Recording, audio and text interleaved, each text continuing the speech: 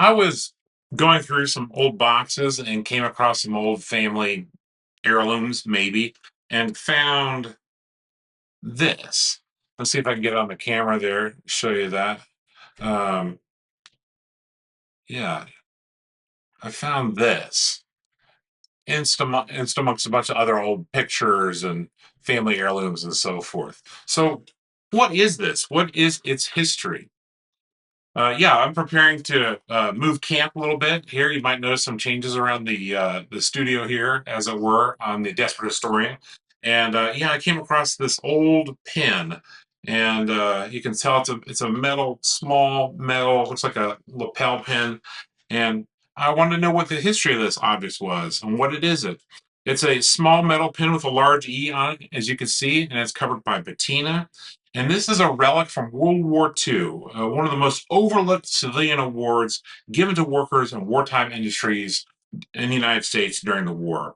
This is a Army Navy E award given to companies and organizations during World War II whose production facilities achieved excellence in production, or E, of war material. This was also known as the Army Navy Production Award. The government created the award to encourage industrial mobilization and production of wartime materials.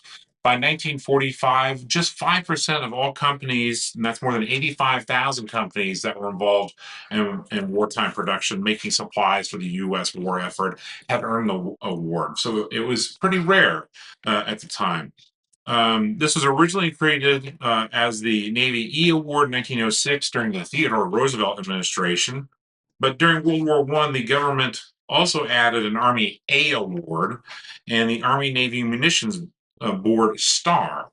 But after the United States entry into World War II, after Pearl Harbor, in July of 1942, the War Department merged the Navy E, the Army A, and the Army Navy Munition Board Star Award into a single E award, and that's what I have here. The award could go to any privately owned corporation, but or plants, but it also could go towards government entities, contractors, even an individual, and universities won the award too. For example, Iowa State University received this award for its contribution to the production of uranium for the Manhattan Project. And while at Iowa State, Harley Wilhelm received the award for inventing the Ames process for the extraction, purification, and mass production of uranium for the first atomic bombs. In addition to that, the Los Alamos Laboratories also won the award for the Manhattan Project. To win this award, the criteria for where you had to have quality and quantity of production, overcoming production obstacles during World War II, avoiding work stoppages, maintaining fair labor standards, training additional labor forces, and having a good record keeping in terms of relation to the health and safety of your workers. The companies themselves would receive a large pennant, and every time they would get another award, they'd get another star on the pennant, while the workers themselves would get this lapel pin. Where did this specific particular pin come from? It's a bit of a mystery, but my guess is that it came from my Aunt Olive, who worked for Ross Gear in Lafayette, Indiana. My aunt was the personal secretary to David Ross, who founded Ross Gear. Ross had graduated from Purdue University, and he was a mechanical engineering genius. He raised the money for the Purdue Memorial Union. He was a big donor to Purdue, and he also raised the money along with George Ade for Ross A Stadium, which now bears his name.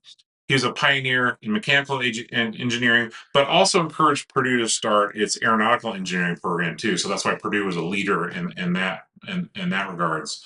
After his death in 1943, David Ross was buried on Purdue's campus, and he's only one of four people, along with John Purdue, who are buried actually on the campus of Purdue University. And so, my guess is my aunt, who is his secretary, it was his personal assistant. I think this might be hers. During World War II, Ross Gear produced parts for over 70 different military vehicles, including, and this is really kind of stunning, the number of vehicles that their parts were in. This included tanks, the Jeeps that Ford made, Studebaker trucks, and Studebaker trucks were everywhere, especially on the Eastern Front during World War II. The amount of industrial production in the United States during World War II is absolutely mind-boggling.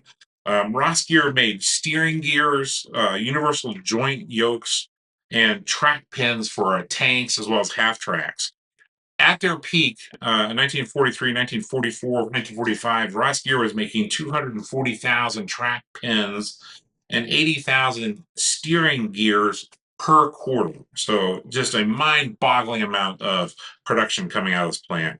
Ross Gear would win 5 of these production awards, these E awards during World War II, which is pretty incredible. There's a chance too that this pin, it might be my grandfather's also, because he also worked at Ross Gear, not as long as my aunt did, but he did work on the factory floor Ross Gear. So this is a chance that this is his. But I believe it's my aunt's. Um, I also had some relatives who worked for Alcoa during World War II, and Alcoa also won an E award. So it's possible it's from one of them, but I'm not really sure. But my guess is it's from my aunt or from my grandfather. After the war, Ross Gear was bought out by TRW, which has since been bought by ZF Friedrichshafen, German company. These little pins, they do, as being a World War II memorabilia, a World War II keepsake, they do have some value. Mine is in very rough shape. With the original, originally these were red, white. There was a red, white, and blue enamel on this. That is long gone on mine.